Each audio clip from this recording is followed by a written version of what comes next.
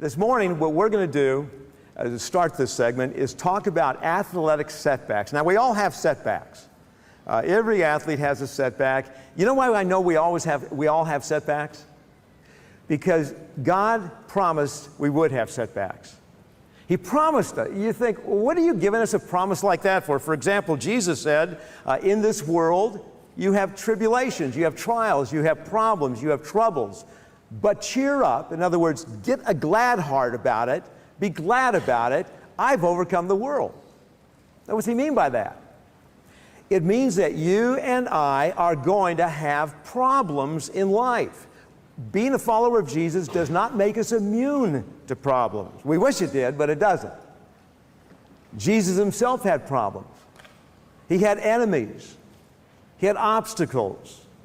But through his Father's power, through the Spirit of his Father in him, he overcame those, and he said, because of my Spirit in you, I'll help you overcome the problems you have.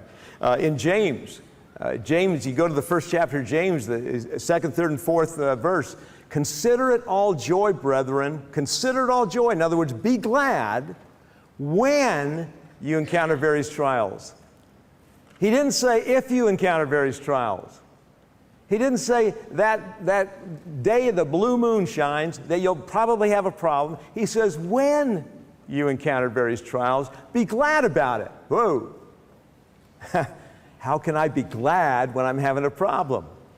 Because he says the testing of your faith, in other words, your reliance on God, is going to be complete, is going to get endurance, going to be complete and perfect, and you'll be lacking in nothing. And you cannot develop faith, trust in God, without problems. You can't do it. You can't do it intellectually. You've got to have you ever pray for patience? What happens? You get something you have to have patience in. And you think, well, Lord, give me patience. You think that's the carte blanche of just sailing through life with no problems. No, if you really want patience, the only way to develop patience is to have something that you have to be patient about. And we don't like those kind of things. You don't like to be demoted. You don't like to suffer an injury. You don't like it when your coach chews you out in front of the rest of the team. You don't like it when you're belittled. You don't like it when you make an error and the whole school knows about it. You don't like those kind of things. And we consider those setbacks in the plan that we would like to experience. Romans 8, 28 and 29. You know, I've asked a lot of athletes over the course of years, and coaches as well, what is your favorite Bible passage? And this passage always comes up in the top three, usually the top one. Romans 8, 28, 29, we know that God causes all things to work together for good for those who love him and are called according to his purpose. That's Romans 8, 28. Did you get that? We know that God causes all things, plural, to work together. In other words, this victory over here, combined with this defeat over here, combined to this blowing it over here, combined with this Bible passage over here, God is going to mesh them all together and make you a stronger person, that you'll be fit according to the purpose he has for you, and he spells out the purpose in Romans 8:29. And you know what it is? That's our goal, to be conformed to the very likeness of Jesus himself. How is he going to do it? How is he going to get rid of all the gunk in our life if he doesn't bring some problems into our life or allows problems in our life in which he can help us trust him to deal with the problems? Peggy and I spent 26 years in Branson, Missouri. We loved it there. There's entertainment galore all over the place. It was a fun place, lakes, fishing, hiking, everything is down there, along with wood carvers. And on this one particular day, I saw this wood carver out of Silver Dollar City, and he was I knew this guy, and he was chipping away, and he just had a big hunk of wood there. And I said, what is that going to be? And he said, it's going to be a horse. I said, really? That's going to be a horse, huh? Doesn't look like a horse. Looks like a big hunk of wood. I said, how are you going to make it a horse? And he said, it's in my mind. I can see exactly the end results in my mind. And I chip away anything that doesn't look like the end results of that horse that I have in my mind. And so I don't have to have a picture. I don't have to have a plan. It's all engraved in my mind. And I thought, isn't that an interesting example of how God works for us? Here we are, all different looking people. Some are tall, some are short, some are slim, and some look like me. And we're all different. But God sees Jesus Christ in each one of us, His Son in each one of us, the attitudes of Jesus in each one of us, the values of Jesus in each one of us. And He uses our life experiences, which includes our sports, includes what we would consider just another routine day of working out, or this is just another competition. He uses those things because they're the passions of our life. We're involved in those things, and because we're involved with those things, He's involved with those things, and He uses those things to chip away all the attitudes we have, all the values we have that don't resemble Jesus Christ. That's an awesome thing that you can experience in your sports. Reading about Jesus in the Bible, studying His life, I've come to this conclusion. There is no such thing as a setback from God's perspective. There's no such thing as a setback from God's perspective. We might feel there's a setback, but not from God's perspective. Let me give you an example of what I'm talking about. You remember in John 11, Jesus had a really good friend named Lazarus, and Lazarus had a couple of sisters, Mary and Martha. Well, one day, Lazarus was sick. We don't know even what he had, but apparently it was something that would kill him. It was a very severe sickness, might have come on suddenly.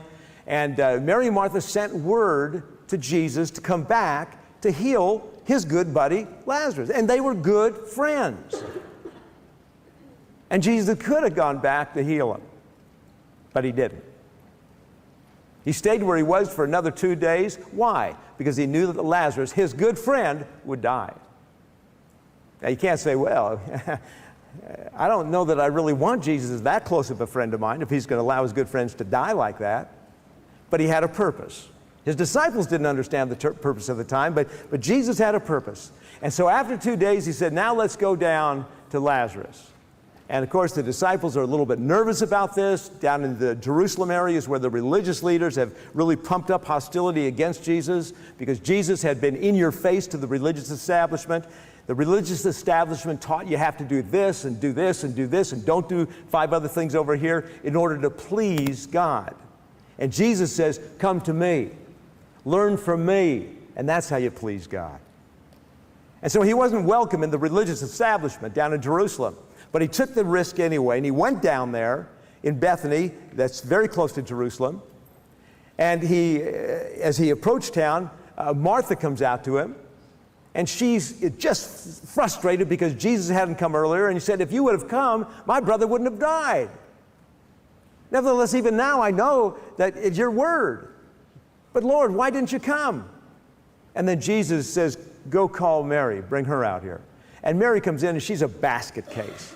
She's crying, and she's more emotional than her sister, logical Martha. And Mary comes out there and says exactly the same thing that Martha did. So you have a hunch that Mary and Martha have been talking. They're talking when Lazarus died. Why wasn't he here? Why wasn't he here? And Mary comes and says, Lord, and she's sobbing a little bit, and if you would have been here, my brother wouldn't have died. And a tear trickled down Jesus' cheek. He knew what He was going to do, so that was nothing to cry about, but He had such compassion for this sister of Lazarus who was just beside herself with grief. And He said, show me the tomb. And when they got to the tomb, it was in the side of a cave, and there was a big boulder rolled against the entrance of the tomb. And He probably prompted some of His husky disciples, go and move that boulder away. And they took a beam and they pried it loose and moved that boulder out. And Martha said, don't do it, don't do it. My brother's going to stink. He's been dead 4 days already. And Jesus said, didn't I tell you, Martha, I am the resurrection and the life. I am. And with that boulder out of the way, and His disciples probably in their track shoes ready to run out of there if something goes wrong on this because they're in hostile territory, Jesus looks at the dark tomb, the sun glowing down, maybe casting some rays inside a little bit, and back on that bench is a dead body. A body that was already in a state of decomposition. I've talked to a lot of medical doctors, and I've asked them specifically about this situation. Was there any chance for a body that was already in the state of decomposition and smelling to come back to life again? And the doctors would just smile and shake their head. Absolutely no chance. Absolutely no chance. And Jesus said, Lazarus, come forth. Why did he say, Lazarus, come forth? A dead guy can't hear. A decomposed body's ears doesn't work. Even if he was alive, the ears are rotten off. But he said it for the sake of all these people, because before he said that, he looked skyward and he said, Father, I know that you always hear me. But for the sake of these people gathered around here, Lazarus, come forth. And they looked at that dark tomb, and there's no action. And then all of a sudden, in the glow of the sun rays right through that entrance, they could see this garment wrapped around and just kind of shuffling along, hopping to the entrance. And there stood a body that had been decomposing for 4 days, now in perfect working order, and probably with a smile on his face. Jesus turned to his men and said, unwrap the linen around him, let him live free. You will never have a setback as severe as a decomposed body for 4 days. Never. God can cause a dead body that's been decomposing for 4 days to come back to life again in perfect working order. And now the religious establishment not only wanted to kill Jesus, to get him out of there, guess who else they were trying to kill? Lazarus, because he was living proof of what Jesus could do. The Pharisees were so blinded, they couldn't see the reality of God in their presence. Guys and gals, when you experience a setback, what should your attitude be? I know it's a tough one. I've experienced setbacks, and I'll tell you what, this is not what I want to do. This is not what I feel like doing. Sometimes I feel like someone just punched me in the stomach and it's all knocked out. But choose to thank God. You don't thank God because you're going to get your way. You thank God because of who He is. He's sovereign, and in His will, He can orchestrate events, work this together with this over here, work all of these together and bring about a good thing. And in the process, He's chiseling away all the things in you that doesn't look like Jesus Christ. And the result is you will become more like a Jesus person, like a true follower of Jesus. And it is a process, just like it's the process of a wood carver, to knock away all the things that don't look like that horse. In Prescott, Arizona, where Peggy and I and our family used to live several years ago, I wanted to get Peggy a little gift. So I stopped into this one-of-a-kind shop. That was the name of it, One of a Kind. And they had a lot of little wood crafts in there. And I saw this little owl. It was a cute little thing. And I told the clerk, I'll take 2 of these. I pictured where I wanted them to be on the shelf for Peggy. I'll take 2 of these. I really like them. And the clerk looked at me like, didn't you notice the name of this shop? We're the one-of-a-kind shop. We only have 1 of each item in here. And I thought I understood that, and I said, okay. So I just, in my mind, for some reason, I just assumed they didn't have 2 of these. So I looked around again, and I said, okay, I like this little owl. Let me have 2 of those. And she knew she had a weightlifter on her hand then, for a guy that's not catching it very quickly. And so she said, sir, again, we just really have 1 of each kind. But let me show something to you. She said, this other owl that you like so much, and she went over and got that one and brought that to the owl, the second owl I picked. She said, do you see how different they are? And I said, yeah, they are different. And she says, look carefully at them. And so I looked carefully as if, what am I looking at? And she said, do you notice the chisel strokes on each one? How they're the same chisel strokes, but different looking owls. I said, yeah, that's interesting, isn't it? She said, well, it shouldn't be too interesting. They're done by the same wood carver. That's his style of carving. That's his style. Each wood carver has their own style. You could identify an item by the way the chisel marks are, usually. And I said, that is interesting. I'll take both of those. When I walked out of the store, this hit home to me, that each one of us looks so different. Each one of us looks so different.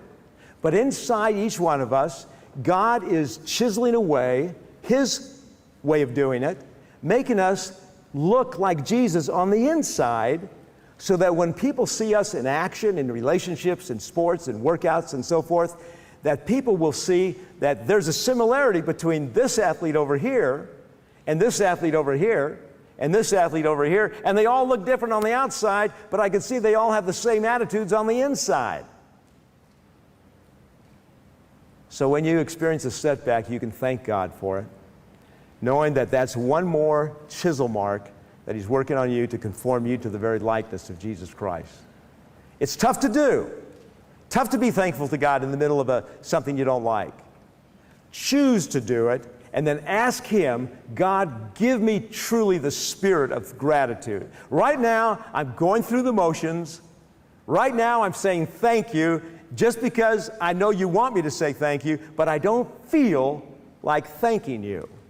In fact, right now, I'm pretty mad at you for allowing this to happen. So God, give me this gratitude that I should have for you. Help me focus on your sovereignty, on your greatness, on your power. Help me focus on your purpose in this whole thing, that I can see it from your perspective and not from my perspective. Help me get out of myself, Father. Help me get out of myself. And God will eventually enable you to rise above that, to see the situation from how He sees it.